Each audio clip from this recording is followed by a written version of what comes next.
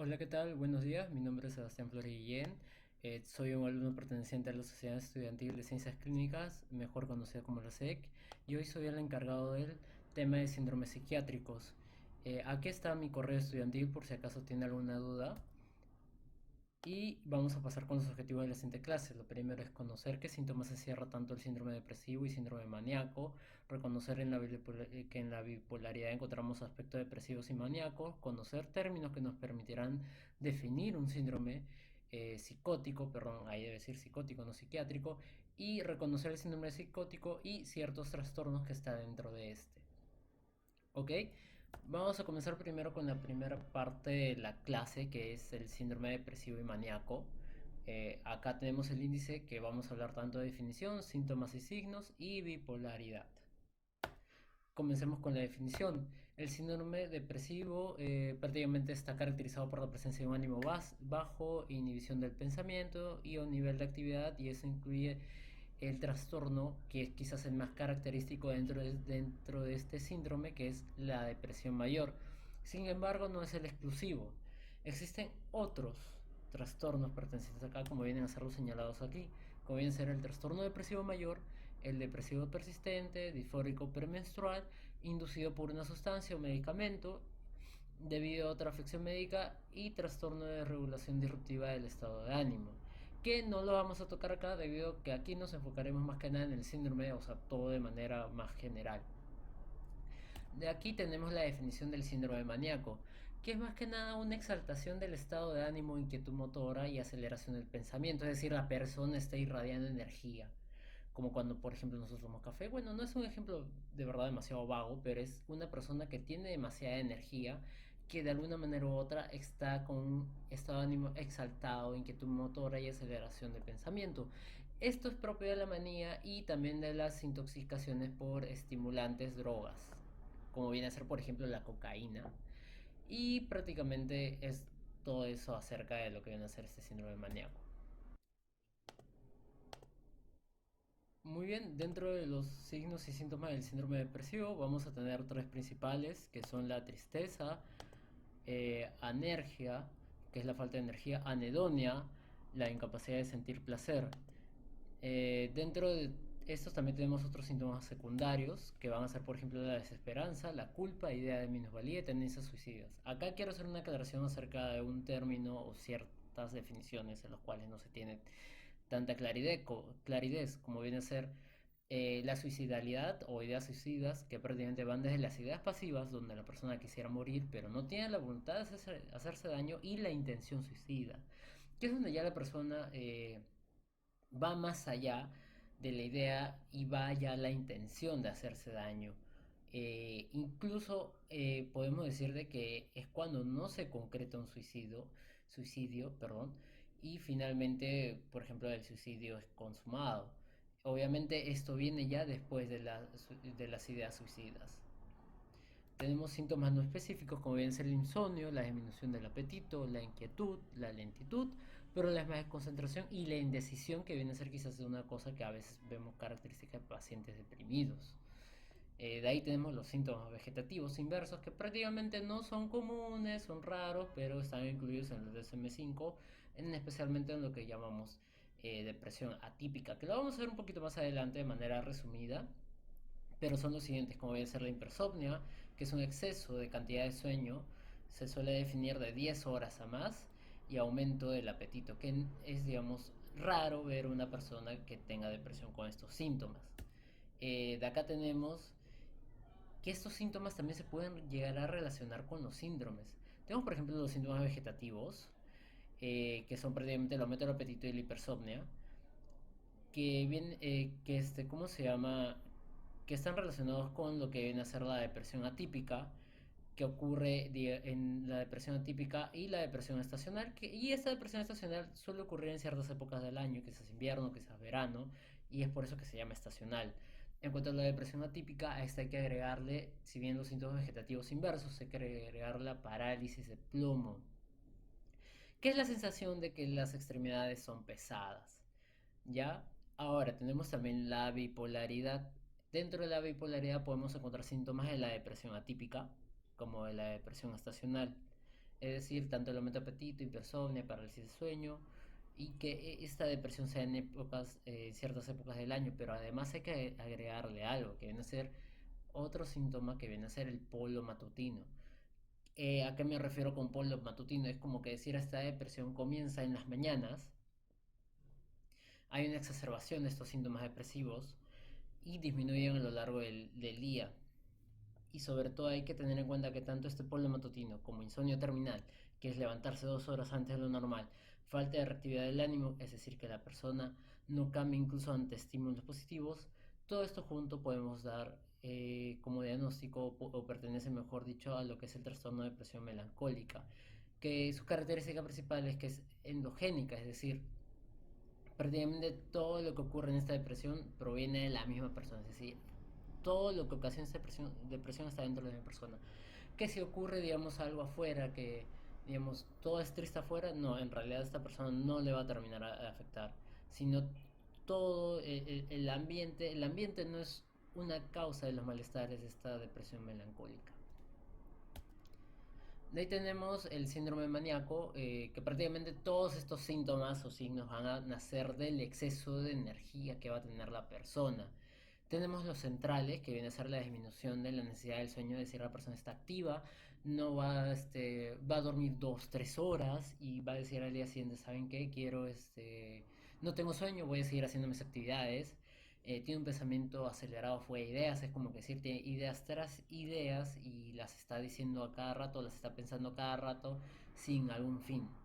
Verborrea, que son en casos ya muy extremos, que es cuando una persona habla muy rápido tanto que no le vas a poder entender. Ya que tenemos el aumento de actividad expresado verdaderamente con conductas individuo imprudente, como viene a ser este exceso de compras, exceso de comida, etcétera. Y sobre todo tenemos libido alta, ¿ya? Esta libido alta está acompañado de un aumento de intensidad de emociones, siendo principalmente la característica en el cuanto al libido, obviamente la del placer. De ahí tenemos también, como hemos dicho, aumento de intensidad de emociones, que es placer acompañado de alegría, euforia excesiva. Y obviamente esto va a conllevar una autoestima elevada y le va a otorgar al paciente ideas de grandeza. Pero sobre todo hay que hablar que este aumento de intensidad de emociones no solamente está relacionado con las emociones positivas, sino con las negativas, como viene a ser la irritabilidad, agresividad y conflictos. Y también existe una tríada acá que viene a ser el humor elevado e irritable, los síntomas psicomotores, exceso de actividades, expansividad o excesividad de autoconfianza. ¿Ok? Ahora vamos a hablar de la bipolaridad.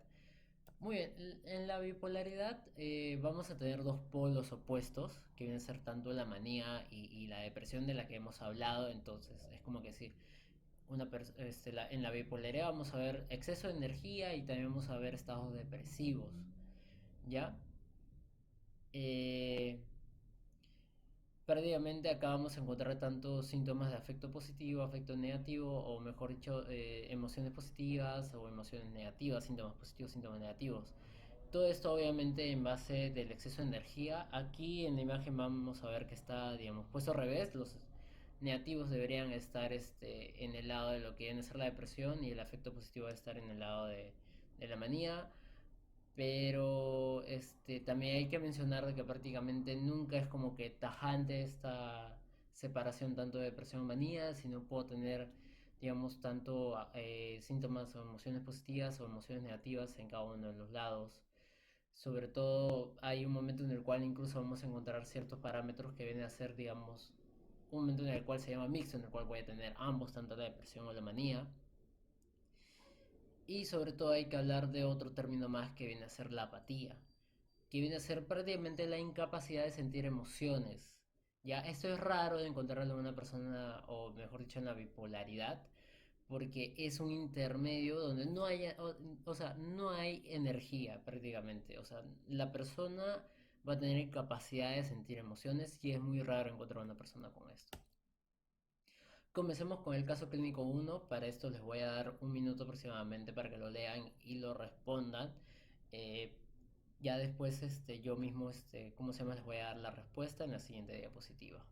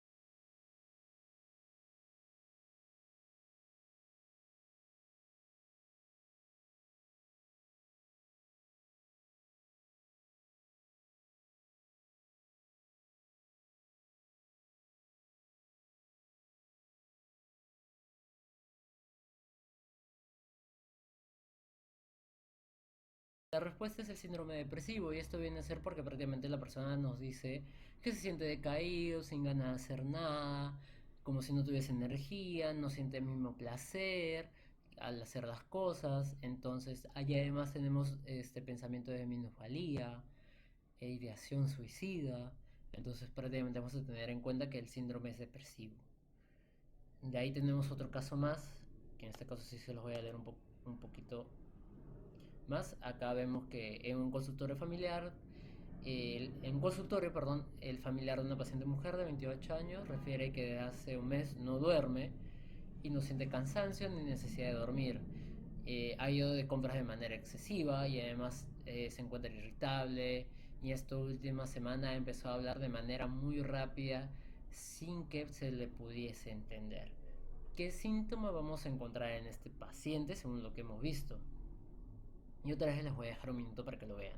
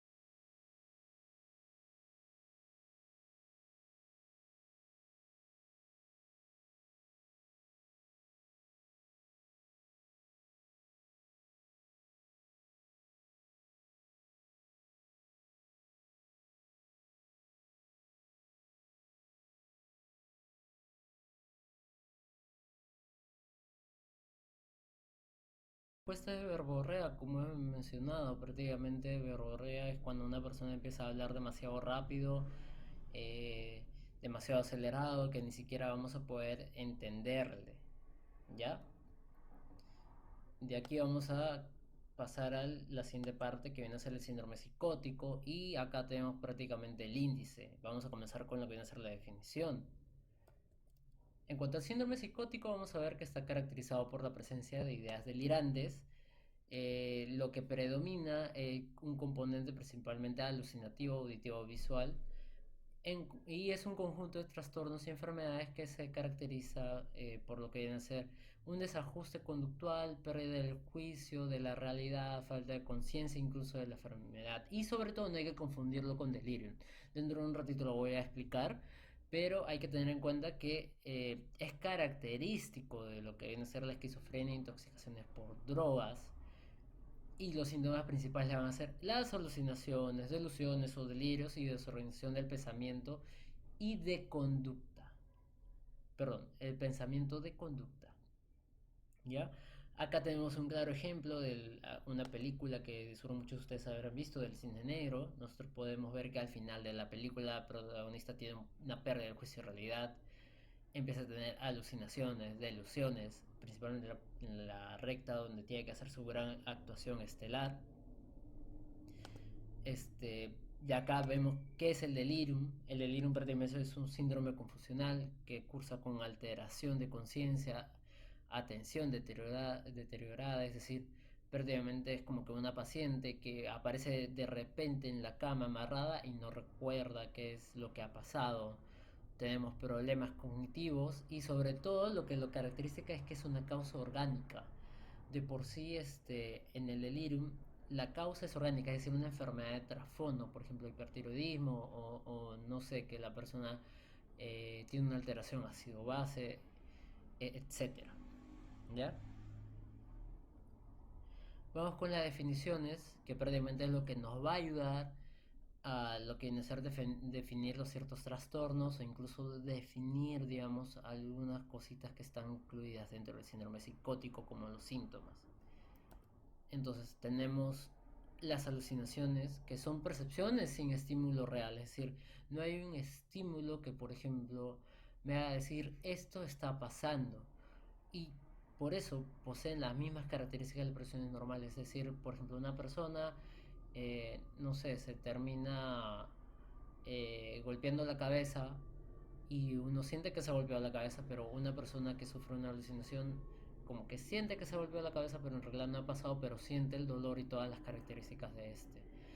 Las alucinaciones se suelen clasificar según cómo sean percibidas, como puede ser auditivas, visuales, olfativas, gustativas, táctiles o llamadas ápticas también, y las anestésicas, que es prácticamente una percepción visceral, es decir, siento que se mueven mis órganos dentro de mí mismo, o siento cómo se mueve mi intestino, cómo digiere mi intestino, cómo digiere mi estómago. Tenemos también las sinestésicas, que es la sensación de movimiento que va a sentir la persona, es decir, prácticamente siento que se está moviendo, no sé, mi brazo, cuando en realidad está amputado, como podemos conocerlo. También tenemos esto que viene a ser la ilusión, que prácticamente es una tergiversación de percepción que existe, a diferencia de las alucinaciones. Es decir, las alucinaciones no son un estímulo real, pero nosotros le damos un significado tal que nos parece real, pero la ilusión, en cambio, no es, digamos, es un estímulo real, pero nosotros le damos otro significado, otra connotación. Muy bien, de aquí tenemos que tener también otras diferenciales, por así decirlo, que tenemos alucinaciones, pseudo alucinaciones y representaciones. Las alucinaciones tienen como característica que son precisas, involuntarias, es decir, nosotros no controlamos estas, sino solamente aparecen. Son externas a la cabeza, es decir, no ocurre dentro de nuestra cabeza. Por ejemplo, cuando un paciente dice, siento o escucho voces dentro de mi cabeza, no, si no ocurren afuera, si, es como que decir, eh, son entre comillas o son percibidos como estímulos del mismo ambiente, y sobre todo la persona va a tener una inconsciencia de que es irreal. Para esa persona va a ser 100% real, ¿ya? De ahí tenemos las pseudo alucinaciones, que prácticamente van a ser precisas, eh, van a ser involuntarias también, pero van a ser internas, es decir, van a ocurrir dentro de la cabeza. La persona va a saber de que prácticamente no son reales, son prácticamente que no existen. Y por último tenemos las representaciones, que también son imprecisas. Estas son voluntarias, van a ser internas, y uno va a tener la conciencia de que no son reales. ¿Ya? Eso es lo importante acerca de tener la diferencia entre esto, y sobre todo, perdón, acá me equivoqué en el título, son alucinaciones, ¿ya? Lo diferencial de alucinaciones. ¿Ok? Eh, de acá vamos a tener definiciones de alucinaciones especiales. Tenemos, por ejemplo, las hipnagógicas, hipnopómpicas, que aparecen cuando una persona está en semivigilia, a punto de dormir o despertar. No es patológica, como por ejemplo cuando decimos tenemos una parálisis de sueño o se me subió el muerto, entre comillas, como se conoce coloquialmente.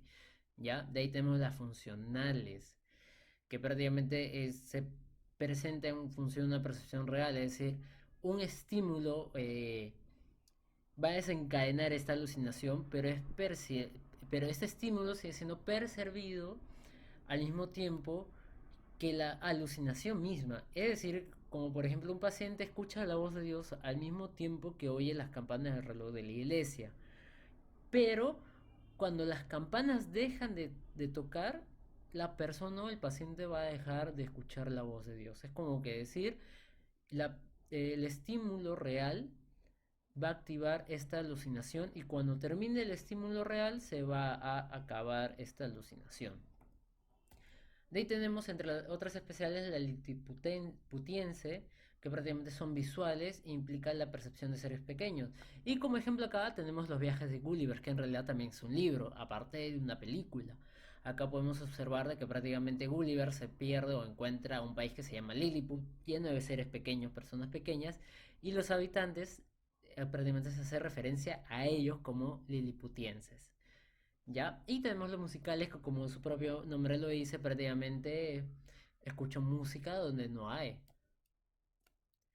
Tenemos otras especiales como la autocopia o doppelganger, que es la percepción de que uno tiene afuera de su cuerpo. Prácticamente es como que cuando una persona dice a punto de morir y vi mi cuerpo acostado en la cama del hospital y yo estando afuera de él. Tenemos la cacosmia, que son olores péstiles o desagradables en una fuente real. Tenemos la fomicación, que es la percepción de bichos que caminan sobre la piel. Y ahora sí continuemos con lo que deben ser definiciones de ilusiones o delirios, que también se le llaman así. Este, Las delusiones o delirios son prácticamente creencias falsas y sustento real, pero son vívidas, como conviccionales e irrefutables, ¿ya? Con que si para la persona es 100% real y está convencida de esto. Y sobre todo una característica es que no se va a explicar culturalmente, es decir, no está dentro de la cultura, no es como por así decirlo un mito que está dentro de la cultura, ¿ya? Sobre todo tiene un compromiso emocional, es decir, la persona va a creer tanto en esto que suele y llega a afectarlo emocionalmente. Y acá tenemos una diferencial, que debe ser la delusión en la cual estamos hablando, que es un fenómeno primario que surge sin un desencadenante, es decir, la misma persona ya lo tiene de esa etapa, es como que decir, ya lo tiene ahí y apareció sin algún, digamos, estímulo. Mientras que existe la idea delusiva, que prácticamente es secundaria a otro fenómeno, ¿ya? Y sobre todo estas dos no suelen diferenciarse en la práctica. Sobre esto tenemos que se diferencian según el contenido y sobre todo si es extravagante o no extravagante. Acá vamos a ver algunas que no son extravagantes, que se denominan así delusiones no extravagantes. Pueden ser las referenciales, que en todo gira en torno a la persona, como viene a ser, por ejemplo, el retrato de Dorian Gray. Tenemos las paranoides de daño, que es amenaza a la proexistencia del entorno. Las celotípicas, que son celos intensos, perturbadores, que no están bien justificados. Tenemos, por ejemplo, las ideas de grandeza, que implican grandiosidad propia sin justificación. Tenemos la de culpa, que no tiene, o sea, la persona se siente culpable sin algún sustento. Tenemos la de nihilista, que es prácticamente una creencia de no existencia, sino de muerte, es decir, la persona piensa, por ejemplo, que no tiene órganos internos. Y de control, que es como que la persona se siente controlada, todo digitado por seres ajenos. Tenemos acá unas definiciones o delusiones particulares que existen, como viene a ser la enajenación, difusión del pensamiento al exterior, es decir, los demás comparten mi pensamiento o yo capto el de otros, como viene a ser la de telepatía, ¿ok?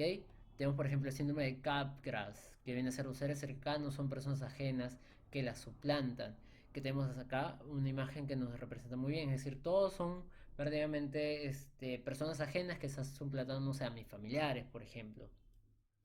Tenemos el síndrome de Fregoli, que prácticamente es cuando una persona piensa de que un solo individuo tal se está haciendo pasar por las demás personas, ¿ya? Y solamente se está disfrazando. Otra que tenemos es el síndrome de Cotard, que son una alucinación nihilista. La persona cree que está muerta o tiene destrucción parcial del ser, o sea, no tiene órganos, ¿ya? Como podemos ver acá. Y tenemos el síndrome de Clermont, que es prácticamente un delirio heteromaníaco, donde una persona va a creer que es influyente, que una persona influyente o famosa se ha enamorado de ella misma. Y solamente ella puede interpretar los mensajes que esta persona famosa o influyente le manda en sus discos, en su música, en sus películas, en sus anuncios, etcétera. ¿Ya? Acá tenemos un claro ejemplo que ha pasado, por ejemplo, que viene a ser de George Harrison, este músico célebre, y de Christine George Gallagher. Gallagher, perdón, acá se ha escrito con J, se ha corregido solo, que es prácticamente, esta chica pensaba de que tenía una relación o que George era su amante, incluso irrumpió en su casa de Hawái, estuvo lavando hasta su ropa, e incluso cocinó comida. Y prácticamente cuando fue encarcelada, lo único que ella dijo, pensé que tenía una conexión psíquica con George, o que, porque prácticamente pensaba que era como que su amante, o George estaba plenamente enamorado de ella.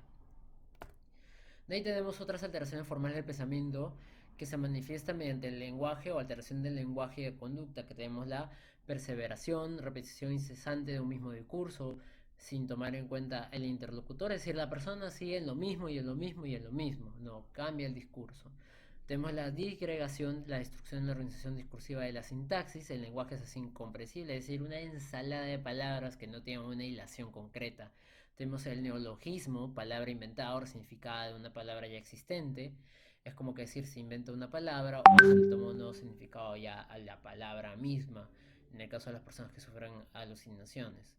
Tenemos la ecolalia, que es la repetición que nos dice el interlocutor, es decir, la persona afectada repite lo mismo que dice el interlocutor que le mandó este mensaje. Tenemos la ecopraxia, que es la versión corporal de la ecolalia, es decir, la persona te imita en todos los movimientos y todo. Tenemos el bloqueo, que es la detención súbita e inexplicable del discurso de la persona, sin alguna razón alguna, es decir, está hablando, dando un discurso y solamente se detiene. Y esta persona lo que refiere es que tiene la sensación de que los pensamientos que le daba este discurso han sido robados o extraídos de la mente. ¿Ya? Caso clínico 3. ¿Cuál de las siguientes es una delusión? Comer o beber cosas heladas enferman. Existe una persona que me persigue, no deja de hacerlo, creo que busca eliminarme, nunca la he visto, nadie la ha visto, pero yo veo las señales. La Tierra es plana, nos han engañado a todos, por eso hemos formado un grupo para probarlo. No viste el estudio de hace años, las vacunas ocasionan autismo. ¿Cuál de estos sería una delusión? Les voy a dar un minuto para que respondan.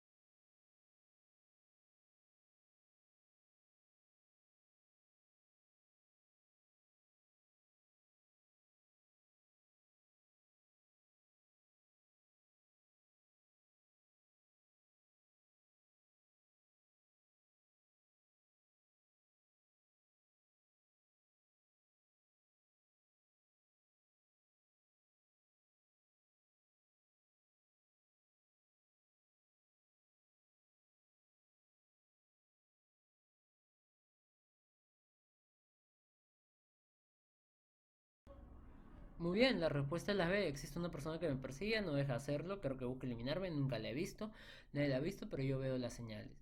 Prácticamente las demás son creencias erróneas, ¿ya? Que vienen incluso ocasionadas de la misma cultura, aunque sean erróneas, o está expresada en ciertos grupos culturales. Y con esto pasamos a la siguiente y última parte del síndrome psicótico, que vienen a ser los trastornos. Para comenzar con los trastornos vamos a tener que existe una psicosis primaria, y están divididos de esta forma, que vienen a ser el trastorno psicótico agudo grave, trastorno esquizofreniforme, la esquizofrenia, trastorno delusional o delirante, el trastorno esquizoafectivo y también el trastorno psicótico inducido. Y tenemos la psicosis secundaria, que viene a ser prácticamente un trastorno psicótico orgánico, es decir, ocasionado por alguna enfermedad. Y tenemos el trastorno psicótico por sustancias. Y esta es prácticamente la clasificación. Comenzamos con el primero del que vamos a hablar, que es el trastorno psicótico agudo breve, que es definido como una psicosis que aparece de manera súbita, dura al menos un día, pero no más de un mes, y la recuperación es de forma gradual, es decir, la persona saliendo de esto no queda como que normal, o digamos, esta psicosis va solucionándose poco a poco. Eh, las características son que es de inicio agudo, súbito, el estrés es agudo, la recuperación al final es completa, es decir, la persona ya no tiene nada. Entre los síntomas vamos a tener las alucinaciones, principalmente auditivas, ideas delusivas, heterogéneas, una desorganización, la perplejidad y sobre todo inestabilidad emocional. Pero sobre todo hay una condicionante acerca de este trastorno psicótico agudo breve, que el diagnóstico condicionante o condicional a esto debe durar un mes como máximo, no más de un mes.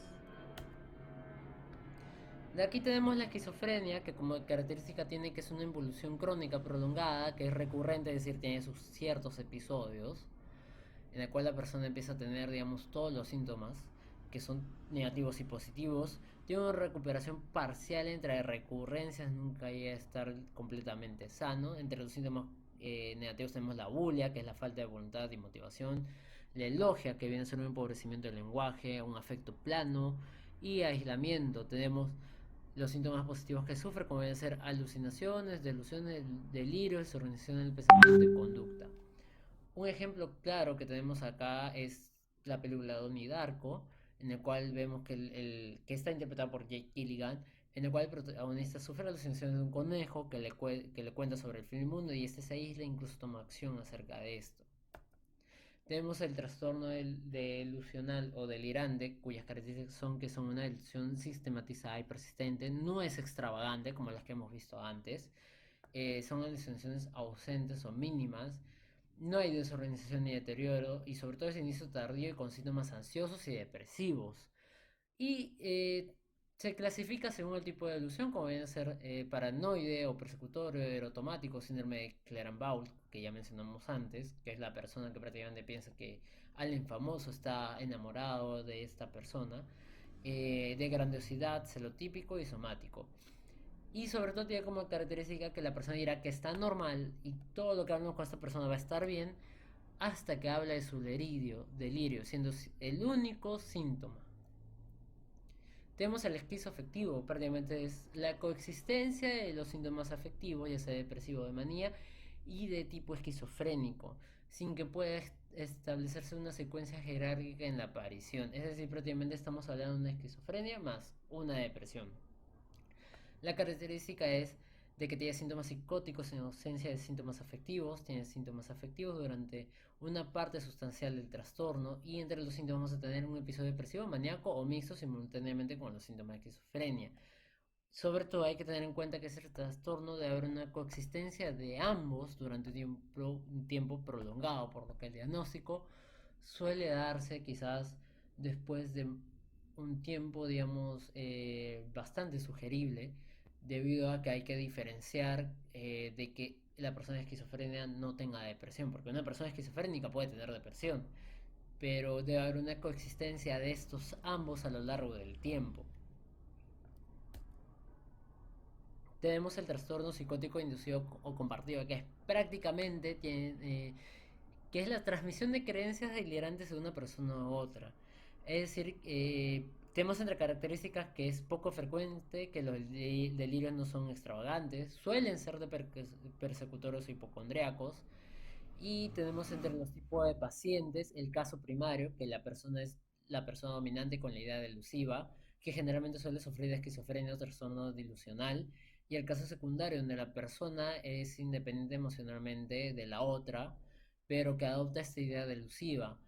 Eh, Ojo, esto, digamos, suele darse, es bien raro de encontrar, y por lo general lo que se hace para solucionar ese tipo de trastorno es que la persona prácticamente sean separadas y el caso primario tratado aparte y el caso secundario apartado hasta que prácticamente se sienta sano, ¿ya?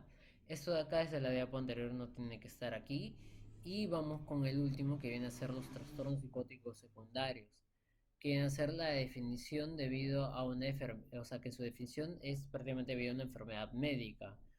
Y bien, tenemos que, por ejemplo, los trastornos psicóticos orgánicos que vienen a ser caracterizados con signos y síntomas de la enfermedad asociada, alucinaciones de distintas modalidades, la habilidad emocional y una fluctuación de estos.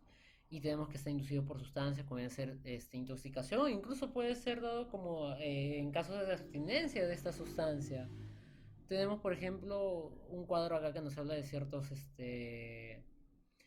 digamos, causas, como pueden ser en las orgánicas como ACV, Alzheimer, Parkinson, Wilson, Corea de Huntington, una esclerosis múltiple, la neoplasia cerebral y etcétera. En sustancias tenemos alcohol, marihuana, anfetaminas, cocaína, la LSD, que es característico que puede ocasionar delusiones, incluso alucinaciones, y esto es más que nada para memorizarlo y tratar de tenerlo siempre en cuenta.